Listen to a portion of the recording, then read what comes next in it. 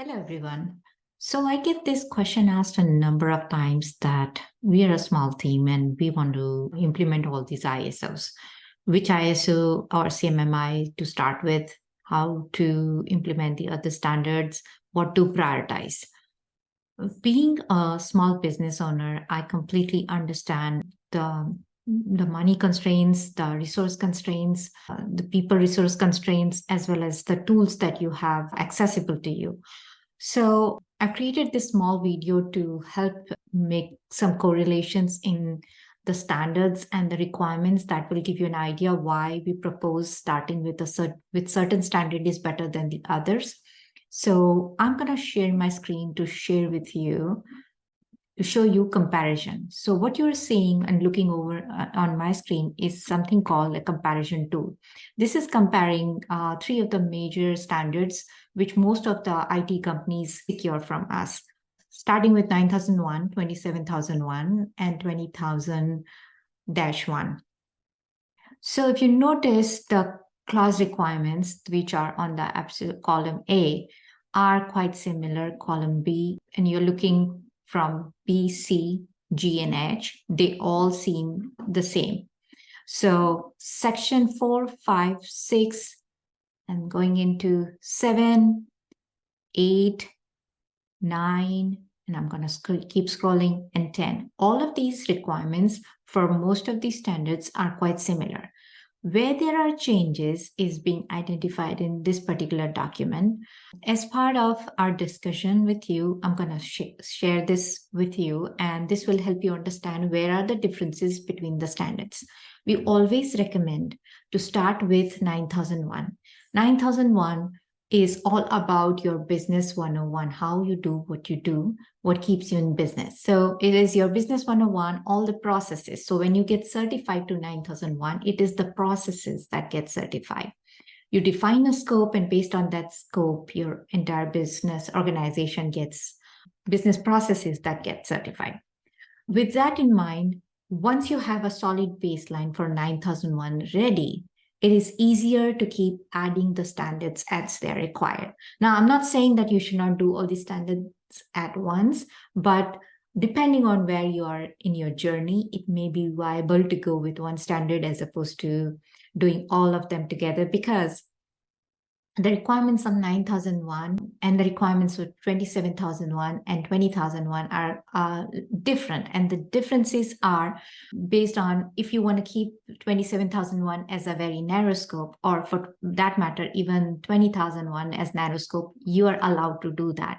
And based on that, how many people who will be involved, what specific system are going to be part of the scope is defined.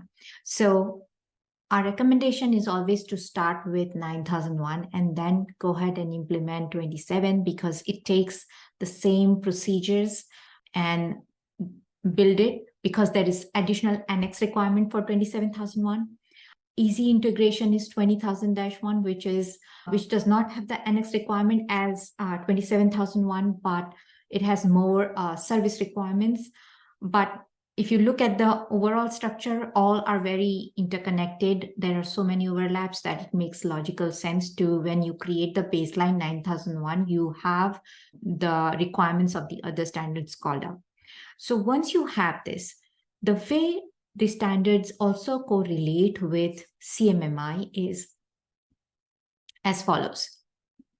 I'm showing you a tool. This is something called random sampling, but what I want to show you is this section over here, which talks about the process areas and how they correlate. So starting from the process areas for CMMI, you're looking the general process areas and the cross-reference. And I have given you the cross-reference for 9001. It is my guidance to go with 9001 first, because as we are building the CMMI, if you're just taking CMMI, let's say, we will build your 9001. Whether you go for CMMI or 9001 certification or not, that's your decision. But it's our recommendation that when you are building your system, whether it's a level 2 or level 3, we build your 9001. So whether you are in SVC or Dev, PQA relates with the clause requirement of 9.2. MPM relates with 6.2, 9.1, 9.3. PAD relates with the requirement of 7.1.3, 7.1.4. PCM relates with 6.3, 8.5.5. Risk relates with 6.1 requirement. Similarly, OT relates with 7.3 requirement. Monitoring and control relates with 8.7 and 10.2 requirements.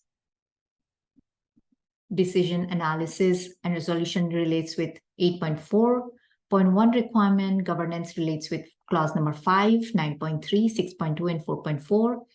And implementing infrastructure relates with clause number 7.1.3, 1.5, and 1.4 and 1.5. So all in all, if you have the structure created, you also have internal audit done and management review, which overall is required for any of the levels of CMMI to prove that you are following the processes and meeting the process area requirements. And hence, generally, we recommend implementing the system for 9001 and pursuing CMMI at one and the same time. If you have any additional questions about these standards, feel free to reach us at advisors@syncresource.com, and we should be able to address them. Thank you.